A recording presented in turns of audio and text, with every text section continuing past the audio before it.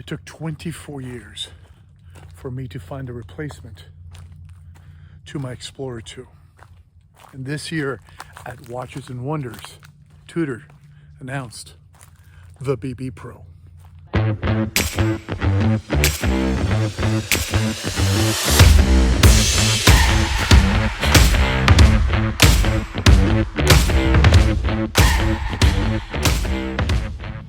So let's get the specs out of the way.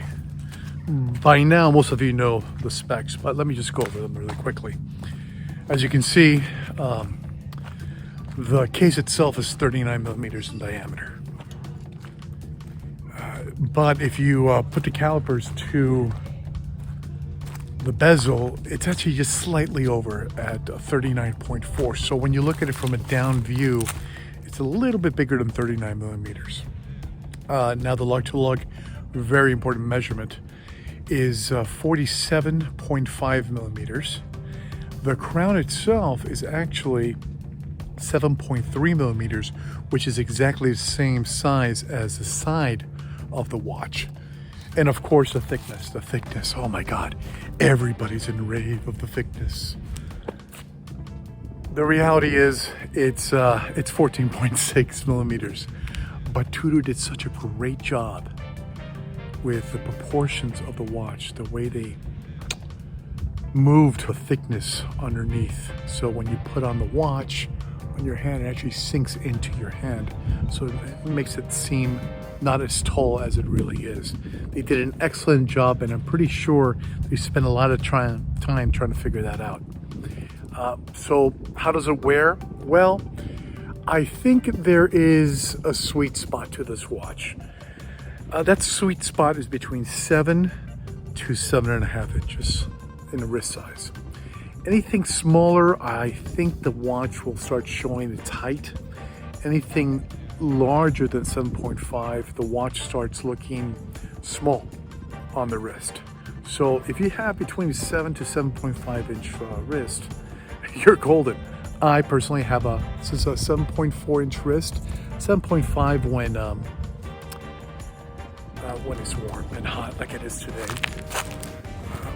The watch comes with a stainless steel bracelet, which obviously, as you can tell, I did not get it that way. Also has a rubber strap, which is an excellent rubber strap. I'm glad that when I put my order at the AD, I did bracelet first, rubber strap second. I didn't want to go for the NATO because the NATO is just going to pick it up even more. So I didn't want to go that way. And of course, I get the call. Surprisingly, I get the call. I didn't think I was going to get the call anytime soon. And this is what came in. It was the only watch that came in, and I was first on the list. So, of course, I went to go see it. I did some video of it, as you can see here. And I realized that this is going to be a huge hit for Tudor.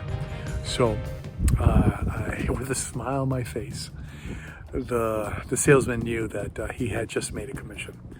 So the following day I went and I purchased a watch, and I've been wearing it for the past 5-6 days. I don't take it off. I shower with it, I exercise with it. Well, I lied. I did take it off when I was doing some construction work because I didn't want to get it scratched. I did go ahead and put my BB Pro on a nail strap just to see how it is, and it actually looks pretty decent. It does push it up a lot. But then again, I also wear my Willard on a nail strap, and usually my Willard is what goes out to me to see. But on a pinch, if I go on vacation, I don't need to take the Willard. I just take my BB Pro. Water resistance is 200 meters, so really the Willard is 200 meters, so I can just use them. I can use this watch for diving if I wanted to. It's becoming clear to me that this watch could become a daily one watch owner, basically. I mean, if you're looking for that one watch to have, this fits the bill very nicely. Now, that said, a little bit about the aesthetics of this watch. So, one of the things that you need to know about this watch is that it is very understated, and that's one of the things I really like about it, because when you take this watch on a trip somewhere, kind of sort of don't want to bring attention to the watch itself. Usually I take a Casio 5610-1 with me on my trips, and that's what I always wear.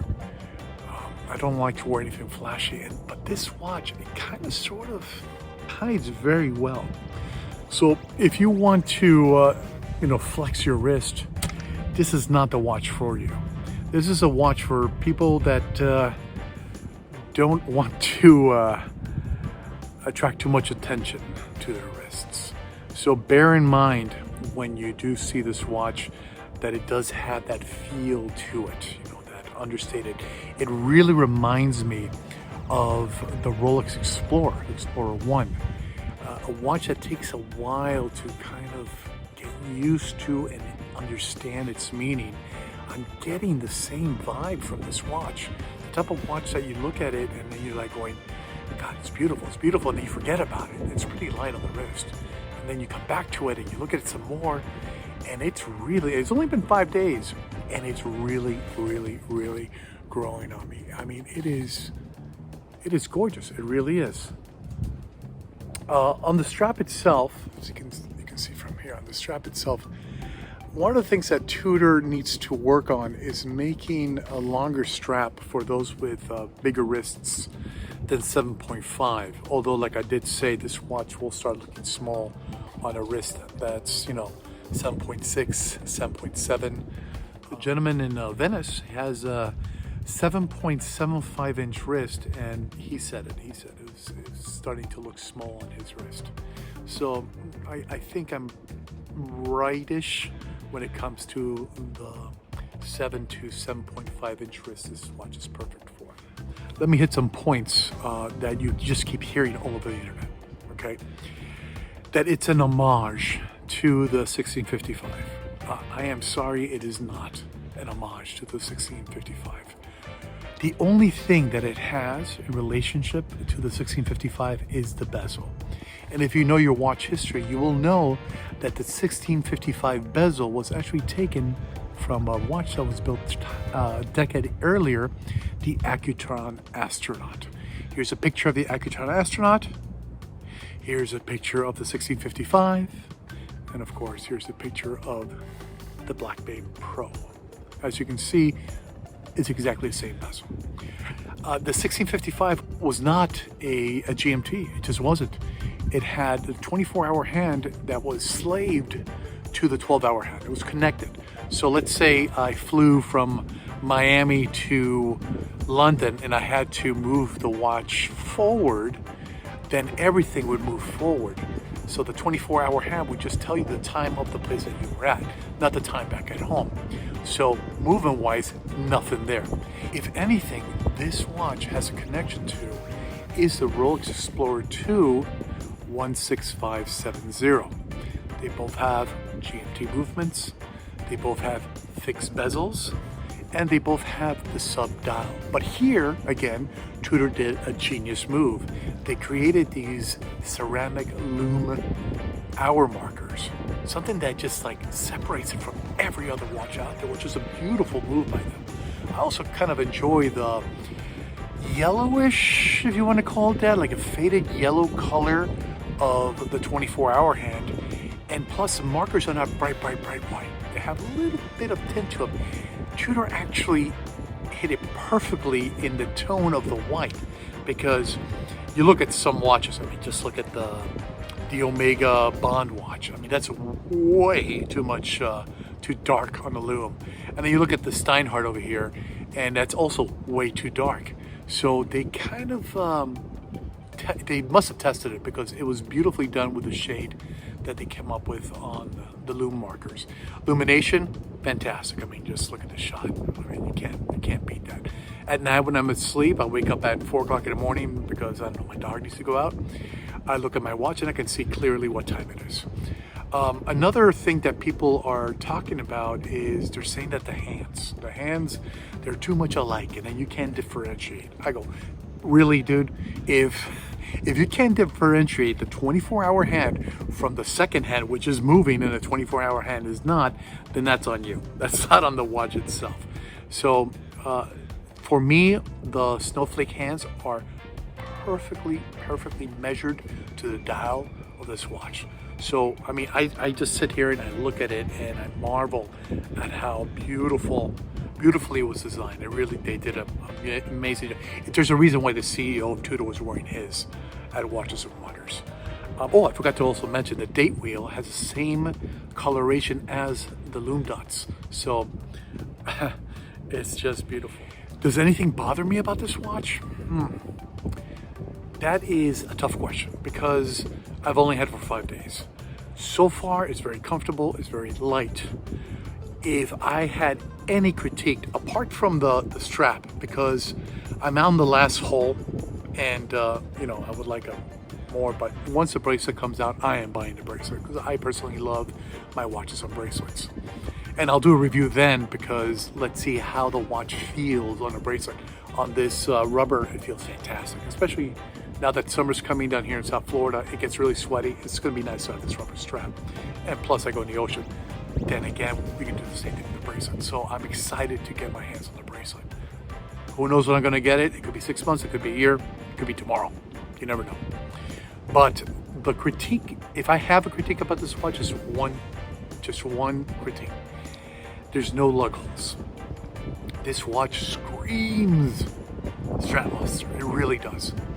And making it difficult to switch straps on this watch is a disservice to the watch. It's a tool watch. It will always be a tool watch. It's not going to be a show-off watch. So I want to be able to take it off the rubber, put it on the bracelet, take it off the bracelet, put it on the NATO, take it off the NATO, put it back on the bracelet, and so on and so forth. By not having the lug holes, it freaks me out a little bit, as you can see from these pictures. I taped up the whole watch because I was afraid of scratching it. And I really don't want to feel like that when I'm changing straps on this watch. So that would be my only, Tudor, if you're watching this, how about including some little lug holes in there? I think it would be fantastic, especially for the puller that may be coming down the pipe. That would be really cool. Well, that's it. 5 days on, and I am. Can I say I'm in love with this watch? This watch is fantastic. I feel sorry for all my other watches now. Okay, guys, until the next watch.